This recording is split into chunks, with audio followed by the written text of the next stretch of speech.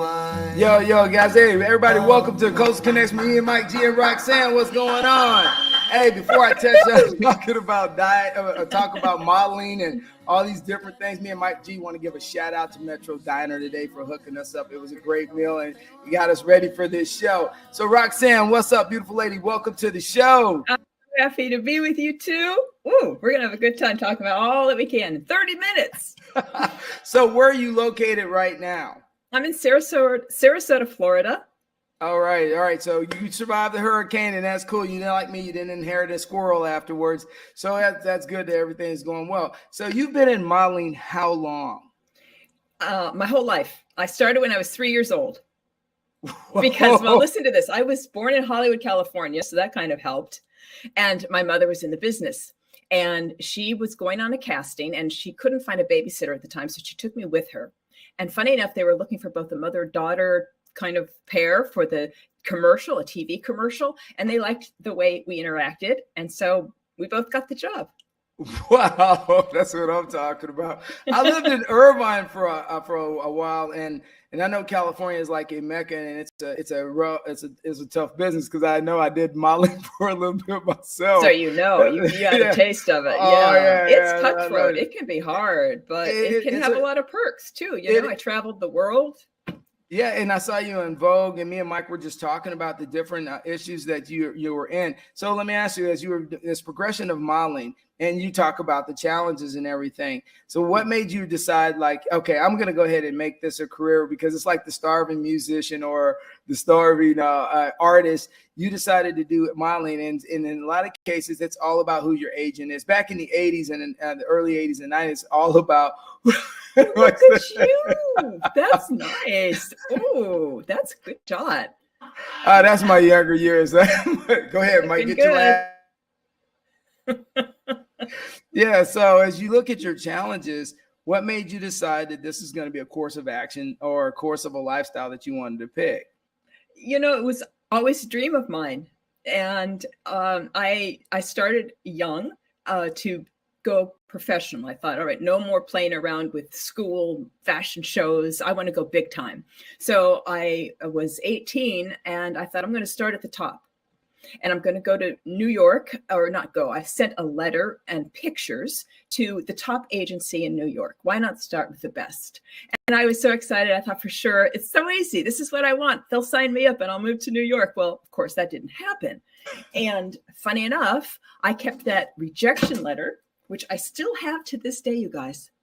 Okay. Oh, motivation is what that is. That's a motivation letter. Yes, you got it. You got it right on the head. This motivates me. And they actually said here, we do not feel you're qualified for a successful career in modeling. Wow. So, of course, I was devastated. But I learned from that lesson that if you have a dream and you think you're going to take a path from A to Z, but something stops you like this, you need to change your course, be flexible, be open to other opportunities, but never let your dream die. So my dream to model always stayed alive, even though that was a huge challenge and upset. Like, well, now what do I do? I'm rejected by the best. And they say in writing that I have no chance. Well, today they represent me. You persevere, you keep your dream alive. And I think your dream ultimately comes true. Just have to be open to different ways of achieving your dreams. Oh, Mike, you got to go. I went off. Well, I don't know, cameraman. Is that a new one you got? Sorry, but you are right, Roxanne. I mean, I'm from New York. I've seen people model. I went to a private school back in the day. It was called Barnard of Arts. It was all modeling. It was all.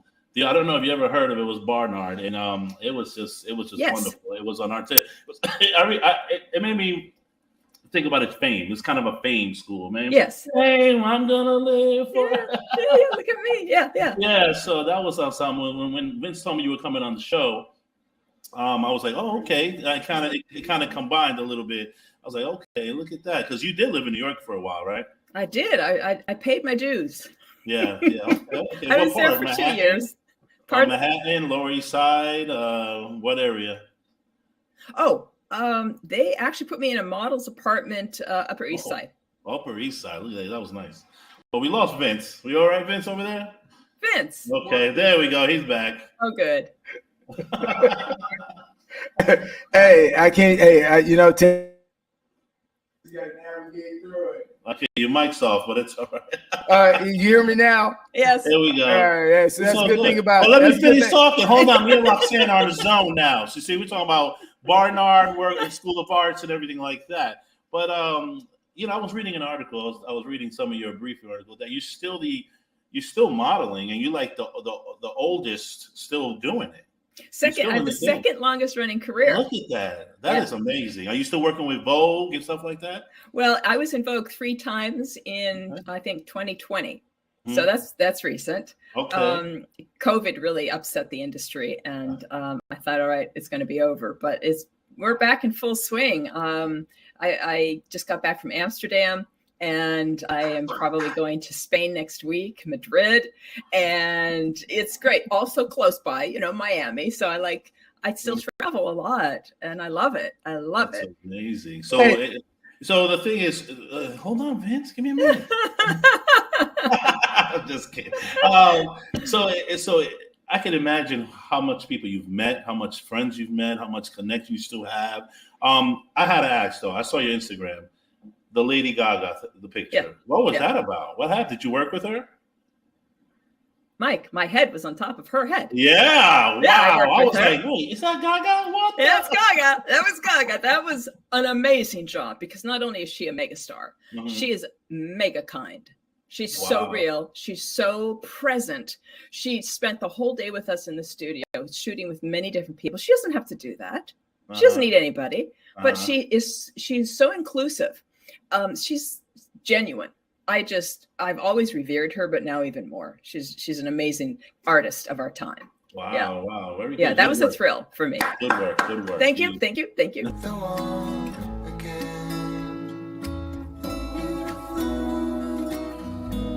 Just the way you are, beautiful, beautiful woman.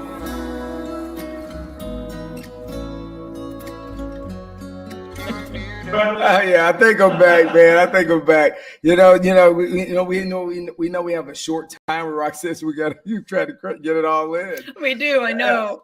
Hey, Rox, you brought up COVID, and I wanted to backtrack on that real quick because a lot of industries were impacted by it. So from the modeling standpoint, how did it impact the industry? Well, we couldn't get shipments into America of clothing, so artists, fashion designers couldn't hold their fashion shows or do their seasonal fashion.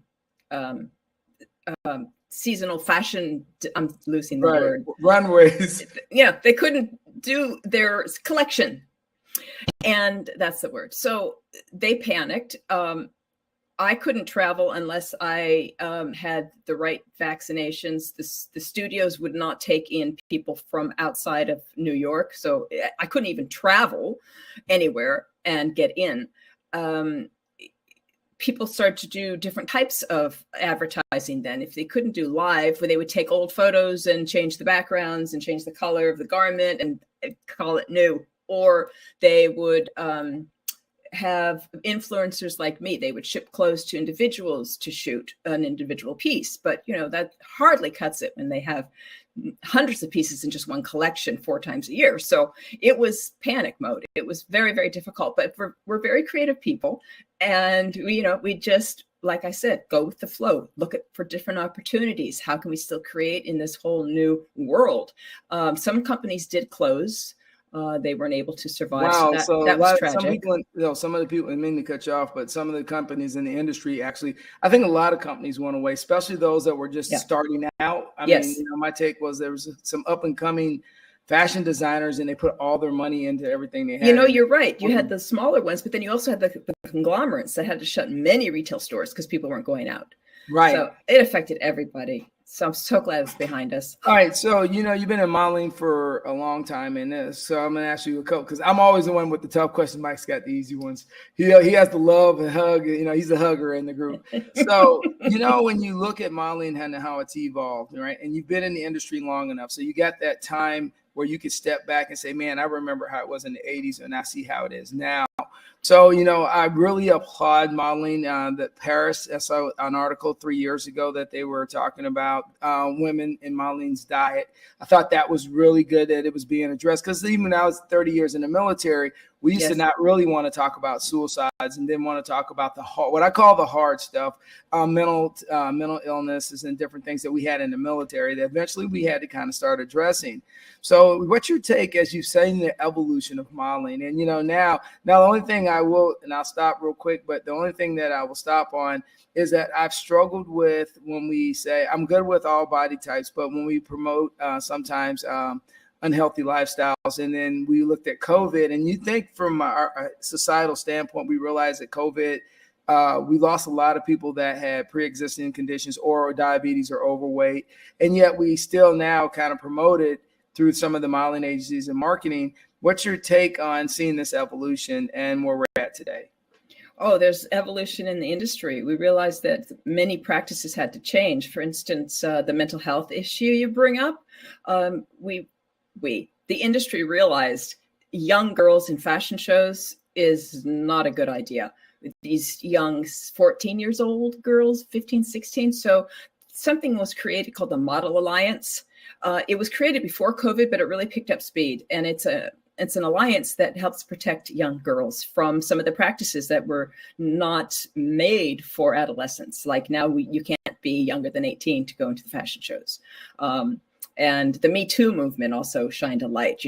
Models need a privacy, some place to change their clothes. So we're growing up, just like everybody else, how to use and effectively the models to keep them healthy, to keep them well. And that's why I advocate also a healthy diet, healthy lifestyle, exercise, good sleep, good rest, good food, because that also helps with mental health.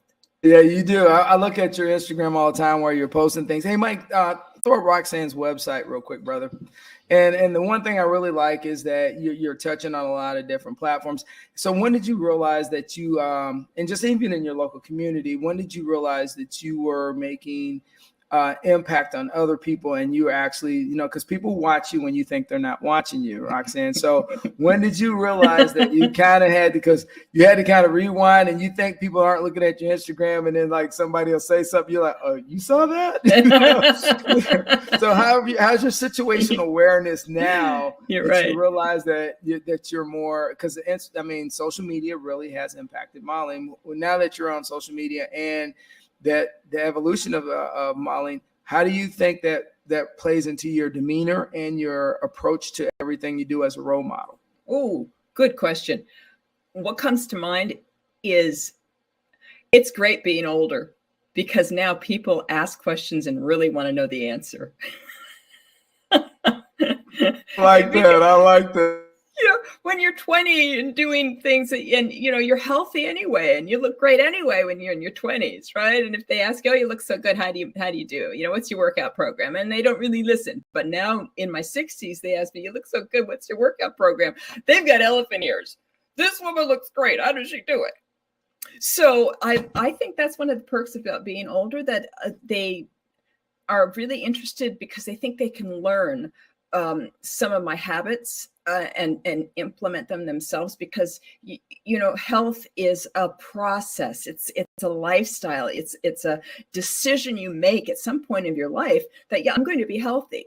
And the younger people, I think the largest demographics of people that follow me are in their 30s, which I think is wonderful, so that they can implement these programs now, these tips that I have been living, and I am proof that they work, like mostly a plant-based diet, and watch what you say to yourself. Where is your mind at? And yes, you have to exercise, even though you think I'm fit, I'm young, I look great, I'm strong.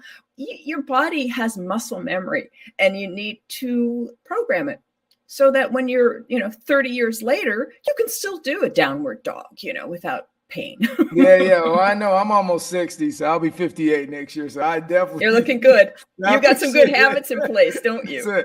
Absolutely. And I see what's going on. So you on your website, if people want to get in contact with you, what do? They just go to your website and click on support, and do they go through your agent, or does it come like to you, or how does that work? Because I just reached out to you on Instagram, everybody, and asked her to request it. And I got, normally I thought I was going to get a bot or something crazy back, but she's like, "Hey, Vince, I'm in." Yeah, it's really easy to reach me. I don't know if I should say that or not, but Not like, yeah, we're tracking, but because some people may want to reach out and ask for your advice when this airs. And then also, I love the part that you just brought up about women in their 30s, because honestly, that is the new demographic that social media is actually targeting. If you really look at the amount of 30 plus women on the on social media right now promoting different things, it's really become a new market as opposed to younger women modeling clothes. And I think that's just the dynamic of social media. What do you think? It is that, and they're a very powerful group. They're going to be leading the world after us. Yes. Yeah, so they've got it going on, and because I work in this industry, most of the people are younger. Like I said, I'm one of the oldest ones. And so I am around young people all the time. And it's because of them asking me things about my lifestyle that they want to know my tips, and they want to know a lot. So I actually have an announcement to make. Oh, go ahead. We're okay. Exclusive. This is the first time I'm announcing it, so I'm extremely excited. And I can't believe the timing of this conversation that we have been planning for months, and it got interrupted because of the hurricane and I don't know what. And then my schedule got a little bit. And your schedule got crazy. And I just can't believe that this is the day that I have the announcement and I'm talking to you. So because so many people have been asking questions, I have an announcement that my memoir is out. So how do they get it? Is it on Amazon? It's on Amazon, and it's pre-order. So it's a pre-launch, a pre-sale. It'll be ready in January. We'll launch this before January, so we'll get it out for you. Exactly. Yeah. So it's called More Than Just a Pretty Really nice. Face. Really And nice. it says lessons learned from a lifetime in front of the camera.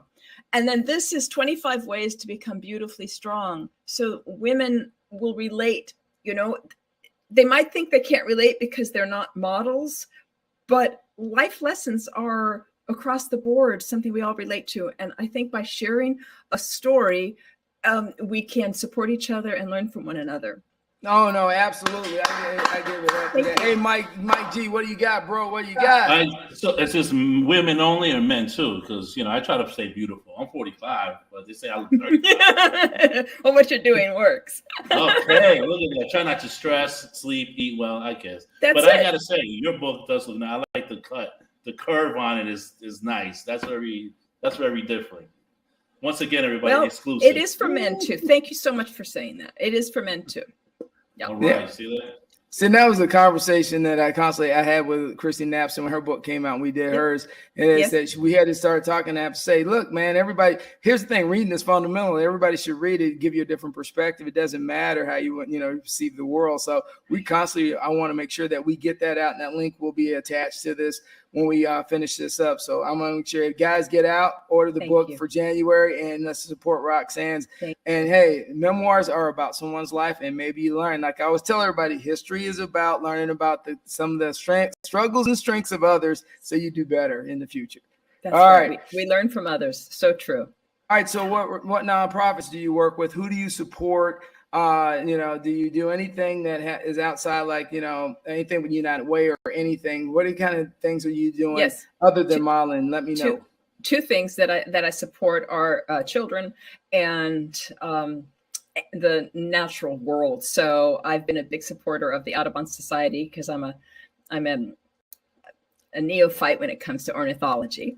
And so the Audubon Society, also the Sierra Club, and then children like Feeding America and UNICEF and Big Brothers, Big Sisters. Yeah, I was a big sister, and also an organization in Africa where I pay some money, and it feeds this one child for a year. So we develop a relationship, sending letters back and forth. So those are the two categories, nature and children.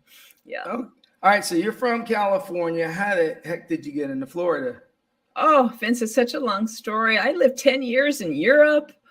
Oh, whoa, hold up. We're at a year because I grew up there, so that's near and dear to my heart. I just came back from Passau. I was in Passau and down in Bavaria, and then I'm going to Austria in August. So die sprechen Sie Deutsch so viel, so wie geht's, meine Damen und Herren?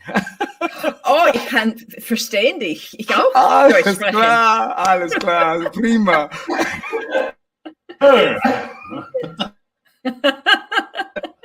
So where were you at and where were you living at in Paris or Milan? Where were you at? I was in Paris for 2 years, and then I was 8 years in Germany. Okay, now we're in Frankfurt, or were you down in Munich? I was in Hamburg for a little, and then Beautiful München. city. Beautiful city, Hamburg is. If anybody goes to Europe, Hamburg's beautiful, but you hands down all the way southern Bavaria, Garmisch, Innsbruck down in Austria, Switzerland, Zurich. Yes, I live in Garmisch. That is the hot spot to be. I love it. I mean, my second home at one point was down in Garmisch, Berchtesgaden, all the time. Eagle's Nest, Oh my gosh. Zugspitz. Yeah, I used to go Listen to skiing. Yeah, I used to go skiing on the Winkelmoose. Oh my gosh, those are names from the past. I love it. Oh yeah. So now that you got to Florida, how long have you been in Florida? I've been here 5.5 years, coming from Boulder, Colorado, where I lived. I raised my children there, so they're raised, done with the snow, come to Florida, and it's very nice. I love the tropics, and it's really easy living here, All as right. you know. So, Mike, before we get out, Mike, what you got, man? Before I wrap it down. This has been a delight. This has been entertaining. I mean, it's always entertaining in our show, always. But to have you, Roxanne, I've been looking forward to it. Having somebody with a dynamic modeling background as you, and it's amazing. And hopefully we get you back on. And we like to have recaps and stuff, but keep it going. You're doing a great job in the modeling world. Teach these young people how to do it right and how to have a longevity like you do. And it's a pleasure meeting you. Pleasure. Thank you. Feeling is mutual. Pleasure meeting you. All right, so Roxanne, we got a couple last questions here. So first and foremost, what advice are you going to give the next generation as you wind down? So let me hear it. If you say it loud, say it proud, pretty lady. Yes. Relax. Relax into your life. You really have no control because life is going to happen to you in ways you can't imagine. So go with the flow and accept what comes with grace, because life always throws you curveballs. So relax into it. You're meant to be just where you are. Everything happens at the perfect time. So have fun along the way.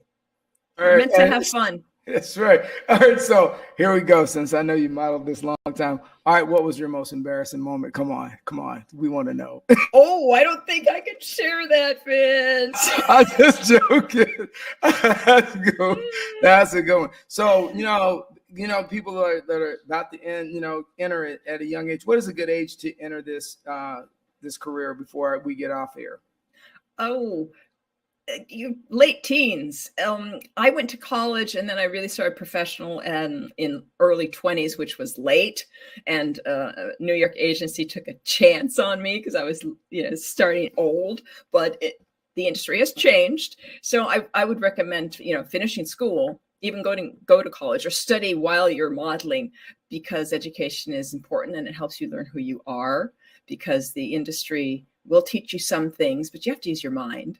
So yeah, late teens would be good to start.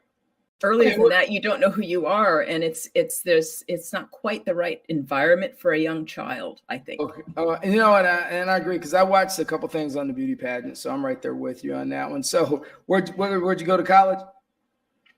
Boulder. Okay, Colorado. All right, good. So since Deion Sanders is heading up way now to shake up the state of Colorado, that's going to be interesting. So, yeah. All right. So, what's your favorite football team? Are you a 49er fan or are you a Bucks fan? Well, Broncos. She went Broncos. Oh yeah. Well, Russell Wilson in the house. Hey, Roxanne, it's been a massive pleasure And you might put her website up real quick before we get out, because I want to put it on, and then I want you to hit the support page for it real quick. So Roxanne, so if anybody wants to get in touch with Roxanne, she's on Instagram. So what platforms are you on, Miss Lady? Yes, I'm on Instagram every day, and my website is a great way to reach me as well. And on YouTube, and we got your YouTube channel. So how often are you broadcasting on YouTube? As often as I can, and I am lax in having a strict schedule because modeling has such a schedule up and down, coming and going, that it's hard for me to say every Monday I'm going to have a video. I can't do that. I'm sorry, everybody. So I post when I can, and it's not dormant. I do add to my YouTube channel as much as I can, and it's a lot of fun. Women enjoy it. Yeah, so why aren't do you ever do any of your live shows? I mean, do you any recordings while you're overseas and from different locations? Because I think that's just like an awesome thing. Me and Mike did one when I was in Germany a couple times. So have you thought about doing any of those? That's a good idea. I should. I'm usually so busy or jet lagged, and I focus on one thing at a time, so, and it's just me, myself, and I. So I do what I can, and I do as much as I can. So that's a good idea. I'll consider doing live when I'm over in Europe. Thank you for that, Vince. And no worries. And so what's your favorite place to visit? Paris. I mean, come on, right? The Hotel Crillon, the Place de la Concorde. No place like it in the world. It's so beautiful. So, and what's your favorite Christmas present you're going to get this year? That I'm going to give? Yeah. What's your favorite Christmas present that you think you're going to get this year? Oh, love from my children I'm not with. And so it's been a big pleasure, and I want you to make sure you have a happy Merry Christmas and a Happy New Year also. But Roxanne, the other thing is, do you have since you're so beautiful, I was going to hit this loaded question on you. Do you cook?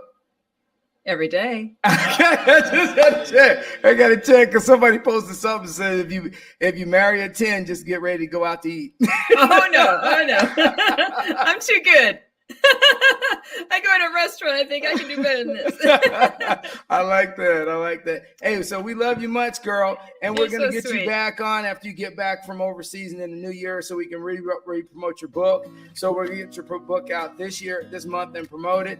Then next month in the new year, if we're going down the road, if you got time, let's do it Definitely. again. I'll make time for you Mike? too. What do you think, Mike? This was so fun. It's been great. Nice pleasure meeting you. We'll get you back on. This is nice. I can't wait. Thank you so much. It was a great pleasure for me to be with you. An honor. Thank you. All right. And as much as I want to say blessed and say much love to you and your family. You guys have happy holidays and stay safe. All right. We'll talk to you later. As me and Mike always say, keep it rolling. Woo!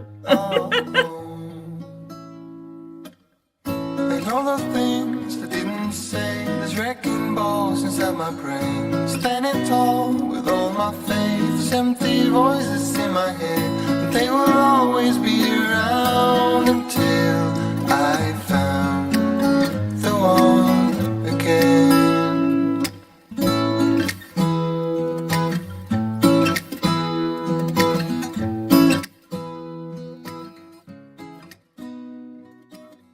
Beautiful woman, sometimes we